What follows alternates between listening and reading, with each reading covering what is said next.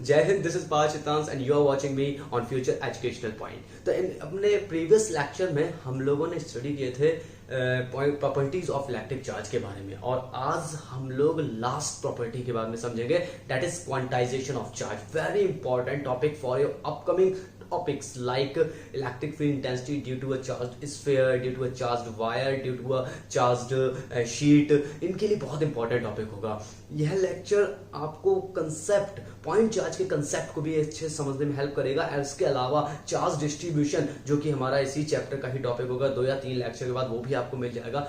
वो समझने के लिए ये लेक्चर बहुत इंपॉर्टेंट है। तो ध्यान रहे, ये लेक्चर किस किस चीज के लिए इंपॉर्टेंट हुआ। एक तो आपके इलेक्ट्रिक फील्ड इंटेंसिटी से रिलेटेड जो टॉपिक्स हैं उनके लिए, और इसके अलावा पॉइंट चार्ज के कंसेप्ट को और चार्ज डिस्ट्रीब्यूशन के कंसेप्ट को समझने के लिए बहुत इंपॉर्टेंट है। तो इसलिए प्लीज इसको पूरा देखिए और एक बार में इसको लेक्चर को खत्म करना।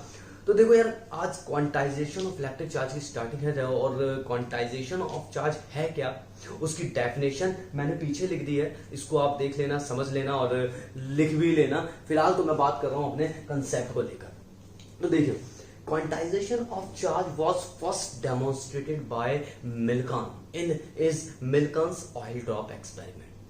क्वांटाइजेशन ऑफ चार्ज जो है वो कंसेप्ट सबसे पहले मिल्कन ने डेमोन्स्ट्रेट किया था अपने मिल्कन ऑयल ड्रॉप एक्सपेरिमेंट में। उन्होंने अपने इस एक्सपेरिमेंट में कुछ ऑयल ड्रॉप्स को चार्ज किया, आयोनाइज किया, उन पे कुछ उन्होंने चार्ज की प्रॉपर्टी दी। कुछ ऑयल ड्रॉप पर जो चार्ज था वो कुछ इस तरीके से था, जैसे हमने कहा 3-4 ऑयल ड्रॉप ने हमने मान लेते हैं, फिर जो चार्ज था वो कुछ उन्हें मिला 4.8 इंटू 10⁻⁹ कूलम। कुछ ऑयल ड्रॉप पर जो उन्हें चार्ज मिला वो कुछ था 6.4 इंटू 10⁻⁹ कूलम। कुछ ऑयल ड्रॉप पर उनको चार्ज मिला 3.2 इंटू 10⁻⁹ कूलम। तो इस तरीके से उन्होंने क्या किया, अपने ऑयल ड्रॉप एक्सपेरिमेंट में ऑयल ड्रॉप्स को आयनाइज किया, ऑयल ड्रॉप्स पर उन्होंने चार्ज दिया। ठीक, उन्होंने अपने डेमोन्स्ट्रेशन में ये कहा, उन्होंने अपने ऑब्जर्वेशन में कहा कि भाई ऑयल ड्रॉप्स पर जो चार्ज मिला, ठीक है, ऑयल ड्रॉप्स पर जो चार्ज मिला उसमें सबसे मिनिमम जो चार्ज जो पाया गया वो था 1.6 into 10⁻⁹ coulomb. This was the minimum charge. ये मिनिमम चार्ज था जो ऑयल ड्रॉप्स में मिला था। मतलब ऐसा नहीं था इससे ज्यादा चार्ज नहीं था भाई। अगर अलग अलग डिफरेंट ऑयल ड्रॉप्स डिफरेंट तरीके से चार्ज हुई थी, तो उन ऑयल ड्रॉप्स में जो डिफरेंट ऑयल ड्रॉप्स जो थी उसमें जो सबसे मिनिमम जो चार्ज था वो था 1.6 इंटू 10⁻⁹ कूलम। अजीब है, क्योंकि this is the magnitude of charge of one electron और प्रोटॉन।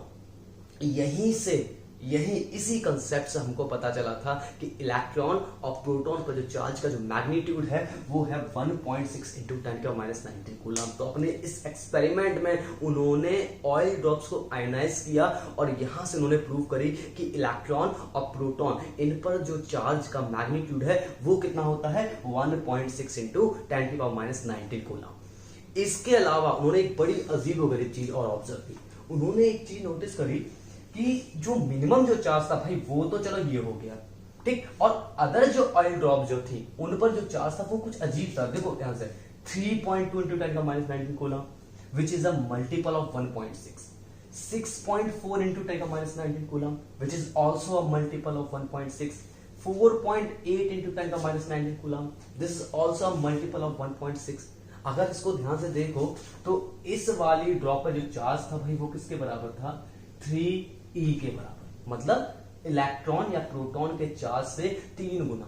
इस पर जो उन्हें चार्ज मिला वो किसके बराबर था, 4 times of the electronic charge. इस पर जो उन्हें चार्ज मिला वो किसके बराबर था, 2 times of the electronic charge. अब बात यहां थोड़ी बहुत समझ में आ रही होगी कि ऑयल ड्रॉप्स पर उनको जो चार्ज मिला वो क्या था, वो था इलेक्ट्रॉनिक चार्ज और इलेक्ट्रॉनिक चार्ज के इंटीग्रल मल्टीपल। कोई भी चार्ज, किसी भी ऑयल ड्रॉप पर चार्ज इस तरीके से नहीं था 3/2e या 5/2e। ये चार्ज जो था किसी भी उन्हें ऑयल ड्रॉप पे नहीं मिला। उन्हें जितनी भी ऑयल ड्रॉप्स थी उन पर जो चार्ज का जो मैग्नीट्यूड था, वो जो मिनिमम जो चार्ज था वो ये था, और अदर ऑयल ड्रॉप जो उससे ज्यादा चार्ज कंटेन करती थी उन सभी ऑयल ड्रॉप्स पर जो भी चार्ज का मैग्नीट्यूड था वो इसी बेसिक यूनिट ऑफ चार्ज के इंटीग्रल मल्टीपल के बराबर था। ऐसा नहीं था, फ्रैक्शन में नहीं था, 3/2e 5/2e ये फ्रैक्शन में, ये नहीं चार्ज मिला। तो इसीलिए मैंने आपसे कहा कि Millikan oil drop experiment was the first who demonstrate the quantization of charge. और क्वांटाइजेशन ऑफ चार्ज के कंसेप्ट को यूज किया था सबसे पहले फैराडे ने अपने एक्सपेरिमेंट्स में। तो हम अब इन बातों पे नहीं जाएंगे। मिल्कन ऑयल ड्रॉप एक्सपेरिमेंट बहुत ही इंटरेस्टिंग एक एक्सपेरिमेंट है, आपके सिलेबस में तो नहीं है, लेकिन अगर टाइम मिला तो कभी मैं जरूर इसका एक लेक्चर जरूर डालूंगा, वीडियो जरूर डालूंगा। बहुत इंटरेस्टिंग एक्सपेरिमेंट है आपका ये। तो आगे बढ़ते हैं, कंसेप्ट समझते हैं क्वांटाइजेशन का। ये तो बात हो गई मिल्कन की, कि मिल्कन ने अपने एक्सपेरिमेंट में सिर्फ इतना कहा कि उन्होंने ऑयल ड्रॉप पे एक्सपेरिमेंट किया, उन्होंने ऑयल ड्रॉप को आयनाइज किया और उन्होंने देखा कि जो मिनिमम जो चार्ज जो था ऑयल ड्रॉप के पास, जो मिनिमम जो अमाउंट का जो चार्ज था वो था 1.6 इंटू 10⁻19 कूलम, जो कि इलेक्ट्रॉन और प्रोटॉन के चार्ज के मैग्नीट्यूड के बराबर था। यहीं से पता चला इलेक्ट्रॉन प्रोटॉन पे चार्ज का मैग्नीट्यूड ये इतना इसके बराबर होता है, ठीक। और अदर ड्रॉप पे जो उन्हें चार्ज मिला वो इसी बेसिक यूनिट ऑफ चार्ज का इंटीग्रल मल्टीपल के बराबर था। मतलब 2e मिल जाएगा, 3e मिल जाएगा, 4e मिल जाएगा, लेकिन फ्रैक्शन में कोई भी इनको चार्ज नहीं मिलेगा। फ्रैक्शन में चार्ज पॉसिबल नहीं होगा। अगर किसी भी ऑयल ड्रॉप पर चार्ज होगा तो वो इन्हीं के इंटीग्रल मल्टीपल, मतलब इस बेसिक यूनिट चार्ज के इंटीग्रल मल्टीपल के बराबर होगा। तो इसके बाद क्या फाउंडेशन बनी, उन्होंने कहा क्वांटाइजेशन ऑफ द चार्ज था, ये कंसेप्ट जो था वो क्या कह रहा था, क्वांटाइजेशन ऑफ चार्ज का कंसेप्ट ये कह रहा था कि किसी भी बॉडी पर जो इलेक्ट्रिक चार्ज होगा, किसी भी बॉडी पर जो इलेक्ट्रिक चार्ज है वो कंटिन्यूअस नहीं होता, इट इज डिस्क्रीट। ध्यान से वर्ड सुनना, किसी भी ऑब्जेक्ट पर जो भी टोटल चार्ज एग्जिस्ट करता है या जो भी चार्ज होगा वो कभी भी कंटिन्यूअस नहीं होता अगर हम इसको माइक्रोस्कोपिक लेवल पे स्टडी करते हैं। अगर किसी बॉडी पे चार्ज को माइक्रोस्कोपिक लेवल पे स्टडी किया जाए, मतलब उसको क्वांटम मैकेनिक्स में ले जाके स्टडी किया जाए, तो किसी भी बॉडी पर इलेक्ट्रॉन से कम का चार्ज नहीं मिलेगा और जितना भी चार्ज होगा वो इसी इलेक्ट्रॉनिक चार्ज के इंटीग्रल मल्टीपल के बराबर होगा। ये कंसेप्ट कहलाता है आपका कि electric charge is not continuous, it is discrete. तो चलिए इसको एक एग्जांपल से समझ लेते हैं। अगर डिस्क्रीट और कंटिन्यूअस वर्ड समझ में आ गया तो समझ लो आज का पूरा लेक्चर सफल है। इसीलिए इस पर फोकस करना। कंटिन्यूअस और डिस्क्रीट समझ में आता है तो लेक्चर बिल्कुल समझ में आ जाएगा आपको, आज का कोई दिक्कत नहीं होगी इसमें। तो कंटिन्यूअस और डिस्क्रीट क्या है, इसके लिए मैं एक एग्जांपल लेता हूं। देखो ऐसा है, कोई भी यूनिवर्स में जितने भी ऑब्जेक्ट्स हैं ये किससे मिलकर बने भाई, एटम और मॉलिक्यूल से, ठीक। ये कंटिन्यूअस नहीं है। अगर हम object as a whole consider करते हैं, जो कि हम अपनी मैक्रोस्कोपिक स्टडी में करते हैं, जब हमने क्लासिकल मैकेनिक्स में पढ़ी, जैसे कोई ऑब्जेक्ट मूव करता है तो मानते हैं कि उस ऑब्जेक्ट का ओवरऑल जो मास है, उस ऑब्जेक्ट का ओवरऑल जो मास है वो एक पर्टिकुलर डायरेक्शन में मूव कर रहा है। वहां पर हम क्या करते हैं, ऑब्जेक्ट को एज अ होल कंसीडर करते हैं, इसको एक सिंगल एंटिटी कंसीडर करते हैं। वो मैक्रोस्कोपिक स्टडी होती है जो कि हमारी क्लासिकल फिजिक्स करती है। लेकिन क्वांटम मैकेनिक्स में, क्वांटम फिजिक्स में हम लोगों ने माना कि object is not continuous, it is discrete. क्यों? क्योंकि ऑब्जेक्ट मिलके बना है एटम और मॉलिक्यूल से। अगर हम बात करें एल्यूमिनियम की रॉड की, तो एल्यूमिनियम की रॉड इज नॉट कंटिन्यूअस। क्यों? क्योंकि वो एल्यूमिनियम के एटम्स को बार बार रिपीट करके वो पूरी की पूरी एक रॉड बनी है। तो यहां हम कहते हैं कि matter is not continuous, it is discrete in quantum mechanics. Quantum mechanics कहती है matter is discrete, it is not continuous. क्यों? क्योंकि वो एटम से मिलकर बना हुआ है। उसी तरीके से इलेक्ट्रिक चार्ज जो कि प्रॉपर्टी है एक मैटर की, इलेक्ट्रिक चार्ज जो कि प्रॉपर्टी है एक मैटर की, वो भी डिस्क्रीट है, वो भी कंटिन्यूअस नहीं है। क्योंकि किसी भी बॉडी पर जो टोटल जो इलेक्ट्रिक चार्ज है वो मिलके बना हुआ किससे, integral multiple of electronic charge. This is called a basic unit of charge. किसी भी ऑब्जेक्ट पर जो टोटल चार्ज एग्जिस्ट करेगा वो इसी इलेक्ट्रॉनिक चार्ज के इंटीग्रल मल्टीपल में होगा। क्यों? क्योंकि डेमोन्स्ट्रेशन हुआ था, किसने किया था, मिल्कन ने अपने ऑयल ड्रॉप एक्सपेरिमेंट में। तो ये कंसेप्ट है क्वांटाइजेशन ऑफ चार्ज का, जो मानता है कि electric charge is not continuous, it is made up of certain elementary charge, या it is made up of integral multiple of certain minimum value of the charge, that is called electronic charge.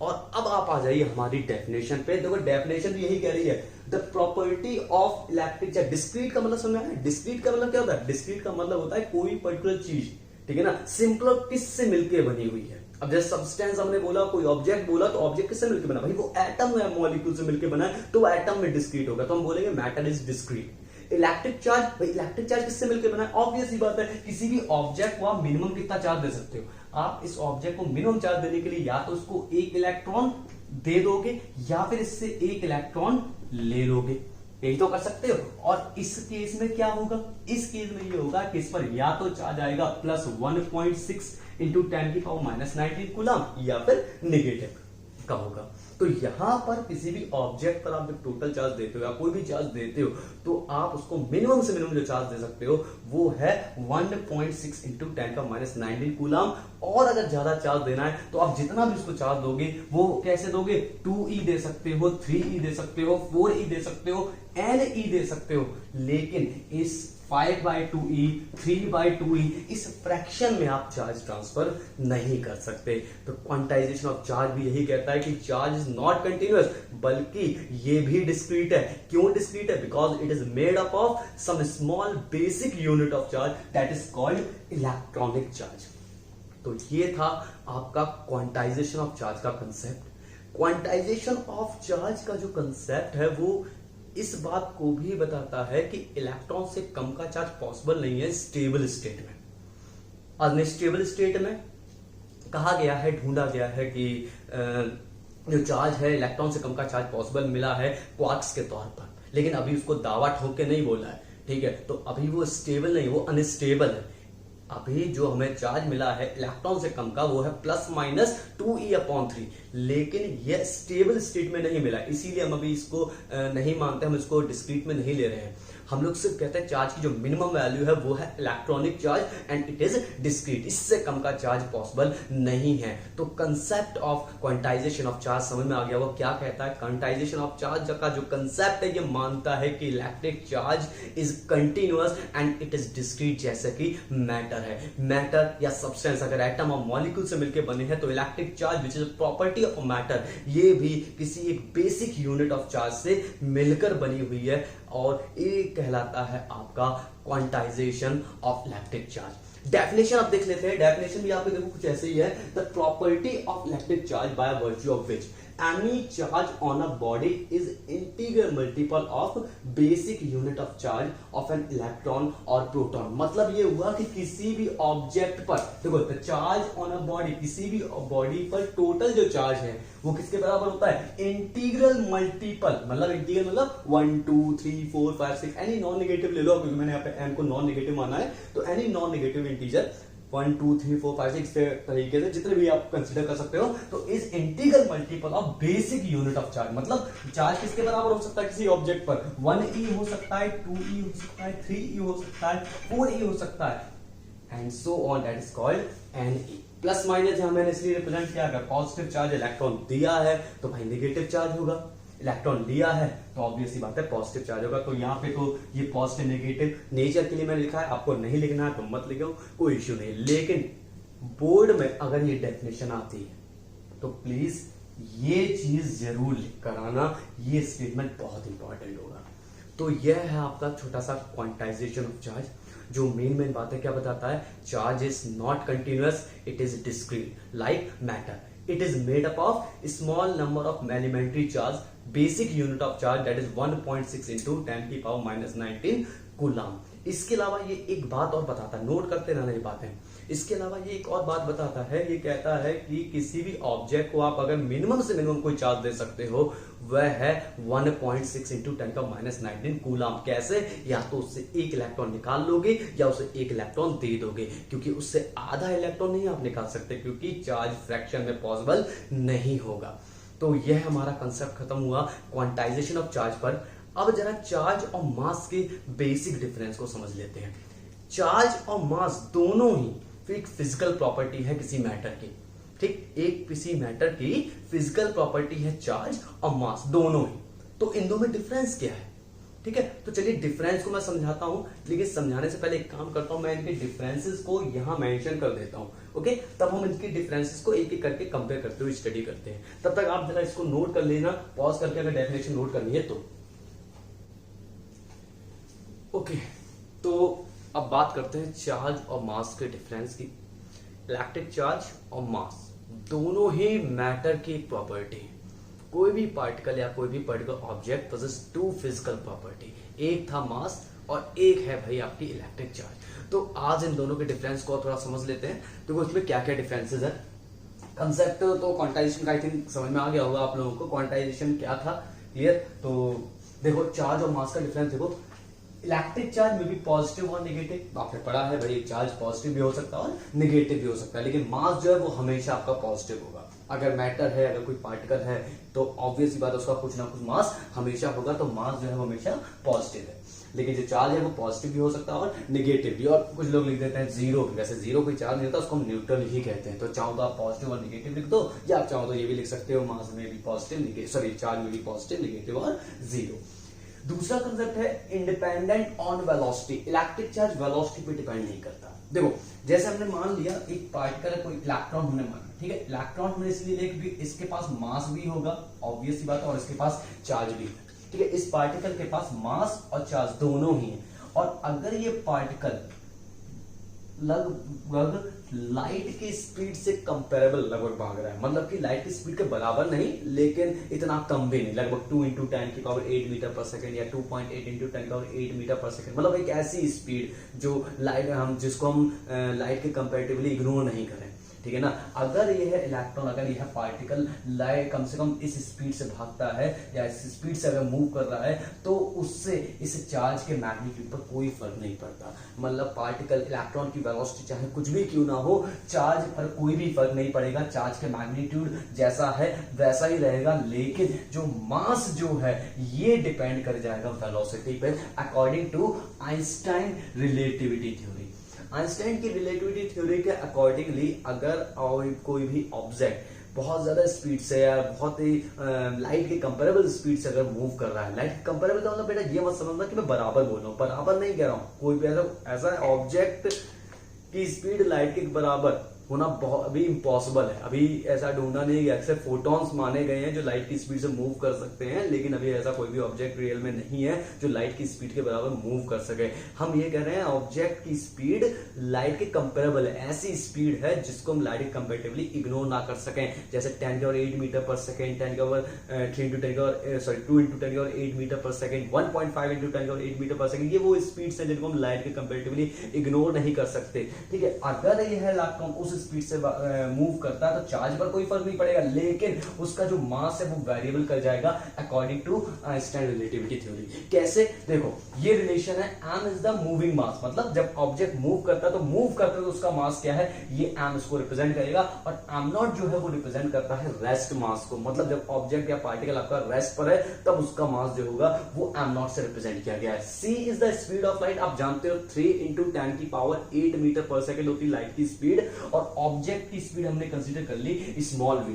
जाहिर सी बात है कि कोई भी object light की speed से तो मूव कर नहीं सकता, तो इसकी स्पीड हमेशा c से, तो लाइट की स्पीड से तो कम ही होगी। तो ये जो v/c का जो फैक्टर है यहाँ पे v²/c², ये वाला जो फैक्टर जो है ये वैल्यू 1 से कम हो जाएगी। भाई देखो v कम है, c ज्यादा, तो ये वैल्यू पूरी 1 से कम, और अगर ये वैल्यू 1 से कम है तो यहाँ पर जो भी डेनोमिनेटर होगा वो क्या हो जाएगा, डिक्रीज होगा, और अगर ये डेनोमिनेटर डिक्रीज हुआ तो ये m क्या हो जाएगा, इंक्रीज कर जाएगा। मैथमेटिकल कंसेप्ट है, थोड़ा दिमाग लगा लेना, ठीक। अगर v की वैल्यू c से कम है या v की वैल्यू कंपेरेबल है वो c के, तो यहाँ पर जो मूविंग मास जो है वो क्या हो जाता है, वो इंक्रीज कर जाता है। तो इस रिलेटिविटी थ्योरी के अकॉर्डिंगली चार्ज पार्टिकल या सॉरी कोई पार्टिकल का जो मास है वो वेरिएबल होगा, वो डिपेंड करेगा वेलोसिटी पे, लेकिन इलेक्ट्रिक चार्ज का वेलोसिटी पर कोई भी फर्क नहीं पड़ता, ठीक। इसके बाद हम आए हैं चार्ज इज क्वांटाइज, इसके बारे में तो अभी जस्ट हम लोगों ने पढ़ा कि इलेक्ट्रिक चार्ज की मिनिमम वैल्यू जो है वो कितनी है,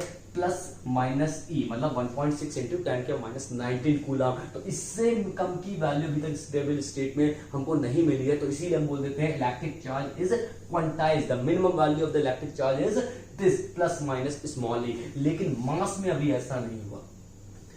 हमने अभी थोड़ी देर पहले डिस्कस किया था कि कोई भी पर्टिकुलर जो सब्सटेंस है वो एटम्स या मॉलिक्यूल से मिलकर बना, ठीक। लेकिन एटम डिस्क्रीट जरूर है लेकिन सबसे छोटे नहीं है। एटम किससे मिलकर बने, इलेक्ट्रॉन, प्रोटॉन और न्यूट्रॉन से, ठीक। आगे डिस्कवरी हुई तो प्रोटॉन न्यूट्रॉन किससे मिलकर बने, क्वार्क्स से, और इन क्वार्क्स के चार्ज के बारे में स्टडी अभी भी चल रही है, लेकिन क्वार्क्स के बारे में कुछ डिस्कवरी हुई है जो कि यह रिप्रेजेंट करेगी कि अभी मास को हम क्वांटाइज नहीं कह सकते। अभी हम नहीं कह सकते कि मास की सबसे स्मॉलेस्ट जो वैल्यू है वो प्रोटॉन और न्यूट्रॉन के मास के बराबर है, ऐसा जरूरी नहीं है। तो इसीलिए हम इसकी खोज चल रही है, इसीलिए हम यहाँ पे बोलते हैं कि mass is yet to be quantize, कि the minimum value of the mass जो है, मास की जो मिनिमम वैल्यू है वो अभी भी खोजना बाकी है, अभी भी खोजी जा रही है, अभी भी वो उसकी प्रोग्रेस चल रही है। तो कभी तुम लोग साइंटिस्ट बनो तो ढूंढना है इसके बारे में, ठीक है ना, नाम आ जाएगा तुम लोगों का भी। दूसरा अगली प्रॉपर्टी जो है वो है ऑलवेज कंजर्व। चार्ज जो है वो हमेशा कंजर्व रहता है, जो कि हम लोग अपने प्रॉपर्टी पढ़ भी चुके हैं कि इलेक्ट्रिक चार्ज ऑलवेज कंजर्व, किसी भी कंडीशन में ये ऐसा नहीं है कि नॉट कंजर्वेशन होना ही नहीं है, हमेशा ही कंजर्व रहेगा। It can neither be created not destroyed. लेकिन मास के केस में हमेशा ऐसा नहीं होता, मास हमेशा कंजर्व नहीं होता because of according to Einstein mass energy relation. Einstein के मास एनर्जी रिलेशन के अकॉर्डिंगली मास जो है उसको हम एनर्जी में कन्वर्ट कर सकते हैं, ठीक। E बराबर mc स्क्वायर सुना है, बहुत इंपॉर्टेंट एक्सप्रेशन है आइंस्टाइन का, कि मास को कन्वर्ट किया जा सकता है एनर्जी में। तो यहाँ पर इस केस में मास कंजर्व नहीं है, तो इसलिए मैंने कहा कि मास हमेशा कंजर्व नहीं होता, खासकर इस एनर्जी मास के रिलेशन में, ठीक। लेकिन चार्ज जो है वो हमेशा आपका कंजर्व होगा। इसके बाद में दो चार्ज पार्टिकल के बीच में लगने वाला फोर्स अट्रैक्टिव भी हो सकता है, अगर कहीं अनलाइक चार्जेस है तो अट्रैक्टिव फोर्स एक्सर्ट करेंगे, और लाइक चार्जेस हैं तो रिपल्सिव। मतलब कि दो चार्ज पार्टिकल के बीच में लगने वाला फोर्स अट्रैक्टिव भी हो सकता है और रिपल्सिव भी हो सकता है, लेकिन मास के केस में ऐसा नहीं है। दो मासिव बॉडी, ग्रेविटेशनल फोर्स, याद करो, दो मासिव बॉडी के बीच में लगने वाला फोर्स हमेशा कैसा होगा, अट्रैक्टिव होगा। तो यहाँ पे ये एक और डिफरेंस देखने को मिला कि चार्ज, दो चार्ज पार्टिकल मतलब कि मैटर की जो प्रॉपर्टी इलेक्ट्रिक चार्ज, उनके बीच का फोर्स जो है वो रिपल्सिव भी हो सकता है और अट्रैक्टिव भी। लेकिन उसी मैटर की एक प्रॉपर्टी और है मास, लेकिन उसमें जो फोर्स है दो मासिव बॉडीज के बीच में जो फोर्स है वो हमेशा कैसा होता है, अट्रैक्टिव होता है, रिपल्सिव नहीं होगा, सिर्फ अट्रैक्टिव होगा। तो ये एक और बेसिक यहाँ पे डिफरेंस है। इसके बाद में एक और चीज है, can not exist without mass. Charge जो है बगैर मास के एग्जिस्ट नहीं कर सकता। इलेक्ट्रिक चार्ज मैटर की एक प्रॉपर्टी है, ठीक है, और इलेक्ट्रिक चार्ज उसी पर होगा जहां इलेक्ट्रॉन या प्रोटॉन होंगे, और इलेक्ट्रॉन अगर प्रोटॉन होंगे तो उनका कुछ ना कुछ मास तो हमें होगा ही। भाई इलेक्ट्रॉन का मास होता है 9.1 into 10⁻³ kg, proton 1.66 into 10⁻27 kg। ये इन दोनों का मास है, इलेक्ट्रॉन प्रोटॉन का। और इलेक्ट्रॉन और प्रोटॉन पे ही टोटल जो किसी भी मैटर पे जो टोटल जो चार्ज है उनकी वजह भी इलेक्ट्रॉन और प्रोटॉन है। तो अगर किसी भी बॉडी पर चार्ज है तो उस पर मास जरूर होगा, मतलब कि चार्ज मास के बिना एग्जिस्ट नहीं करेगा, मास के बिना चार्ज नहीं मिलेगा आपको। लेकिन मास कैन एग्जिस्ट विदाउट चार्ज, ये भी आप समझ सकते हो कि न्यूट्रल जो बॉडीज हैं, अगर हम न्यूट्रल बॉडीज की बात करें जो न्यूट्रल होती है, जैसे अगर इस पेन की बात करें तो उस पर कोई चार्ज नहीं है, बट इट हैज सम मास। तो यहां मास है लेकिन चार्ज नहीं है, तो mass is possible, mass can come without charge, mass without charge के भी एग्जिस्ट करेगा। तो एक डिफरेंस यहां पर ये भी हुआ। एक और डिफरेंस चाहो तो आप नोट कर सकते हो कि अगर कोई चार्ज पार्टिकल, मतलब भाई पार्टिकल अगर है, इलेक्ट्रॉन है, प्रोटॉन है, कोई मैटर है जिस पर चार्ज और मास दोनों है, और अगर वो एक्सेलरेटेड है, क्लियर, तो भाई जब वो एक्सेलरेटेड होगा तो चार्ज भी एक्सेलरेटेड है और मास भी एक्सेलरेटेड है। लेकिन जब चार्ज एक्सेलरेटेड होता है तो वो क्रिएट करता है एक इलेक्ट्रोमैग्नेटिक वेव। ध्यान से सुनो कि अगर कोई चार्ज पार्टिकल या अगर कोई पार्टिकल जिस पर चार्ज है वो एक्सेलरेट करता है, then it will emit radiation, that is it will emit electromagnetic wave. लेकिन अगर यही कोई मासिव बॉडी की वजह से किसी भी तरीके की कोई भी वेव रेडिएट नहीं होती, अगर कोई पार्टिकल, चार्ज पार्टिकल, इलेक्ट्रॉन या प्रोटॉन मूव करता है जिस पर मास भी है और चार्ज भी, अगर वो एक्सेलरेट करता है तो उस चार्ज की वजह से, चार्ज के एक्सेलरेशन की वजह से उस पर एक वेव रेडिएट करता है, that is called electromagnetic wave. लेकिन मास के एक्सेलरेशन की वजह से वो किसी भी तरीके की कोई भी वेव रेडिएट नहीं करता। तो यहाँ पे एक और डिफरेंस है, चाहो तो लिख लेना कि एक्सेलरेशन ऑफ चार्ज पार्टिकल या acceleration of charge particle is responsible for emitting a radiation electromagnetic wave whereas the mass doesn't emit any type of radiation। तो ये आज बात हो गई आपकी चार्ज और मास के कंसेप्ट की। लेक्चर इंपॉर्टेंट था बेटा, क्योंकि क्वांटाइजेशन ऑफ चार्ज का कंसेप्ट आपका बस यहीं तक है। क्वांटाइजेशन ऑफ चार्ज का जो मैथमेटिकल एक्सप्रेशन है Q बराबर NE, इसका जरूर यूज हम आगे कर सकते हैं, लेकिन इस कंसेप्ट को हम ज्यादा डिस्कस नहीं करेंगे। हमारा जो आगे के जो अपकमिंग जो टॉपिक्स हैं वो चार्ज डिस्ट्रीब्यूशन पे बेस्ड होंगे, तो वो हमारा एक और इंपॉर्टेंट लेक्चर होगा, बेसिक होगा। जैसे कि मैंने आपको अपने पहले इस दिन सिलेबस में देखो बेटा बताया था, क्वांटम मैकेनिक्स, क्लासिकल फिजिक्स, इन सब के बारे में मैंने आपको बताया था। अगर आपने वो लेक्चर नहीं देखा तो प्लीज यार वो जरूर देख लो। कंसेप्ट ऑफ मास भी मैंने डाला था, वो भी भाई प्लीज जरूर देखो। कुछ दिनों बाद में मैं एक और एडिशनल टॉपिक लेकर आऊंगा, सेंटर ऑफ मास और सेंटर ऑफ ग्रेविटी। बहुत हेल्पफुल होंगे कुछ कंसेप्ट को समझने के लिए, पॉइंट चार्ज के कंसेप्ट को समझने के लिए भी बहुत हेल्पफुल होगा, अच्छा लगेगा आपको, मतलब आसानी से आपको समझ में आ जाएगा ये कंसेप्ट। तो खैर आज के लिए बस इतना ही रखते हैं, और अब अपने नए लेक्चर में, न्यू लेक्चर जो होगा वो हमारा प्रिंसिपल ऑफ सुपरपोजिशन और कूलम्ब्स लॉ पे, पहले सॉरी मुझे कूलम्ब्स लॉ और प्रिंसिपल ऑफ सुपरपोजिशन पे बेस्ड होगा। एंड इसके बाद हम कुछ न्यूमेरिकल्स करेंगे, मतलब इन्हीं पे बेस्ड हम न्यूमेरिकल पे जरूर आएंगे। न्यूमेरिकल आपके लाइव इस बार न्यूमेरिकल आपके लाइव नहीं हो पाएंगे, लेकिन मैं एक नॉर्मल लेक्चर डाल दूंगा, और उसका जो न्यूमेरिकल का जो पीडीएफ है वो आपको बहुत जल्दी आपको ऑफिशियल ऐप पर मिल जाएगा, या फिर मैं आपको यूट्यूब के डिस्क्रिप्शन पे भी वो प्रोवाइड करा दूंगा, या मेरा व्हाट्सएप ग्रुप पे आप जो लोग मुझसे ज्वाइन हो चुके हैं उन्हें मैं वहां पे भी प्रोवाइड करा सकता हूँ। तो आपको वो न्यूमेरिकल का पीडीएफ मिल जाएगा, उसकी आप टेंशन मत लो। नोट्स आप बनाते रहना, मैं अपनी तरफ से भी देता रहूंगा। ऑफलाइन शुरू होंगे जब भी बैच, तो हम लोग वहीं से कंसेप्ट शुरू कर सकते हैं। तो चलिए फिर आज के लिए बस इतना ही रखते हैं। जय हिंद।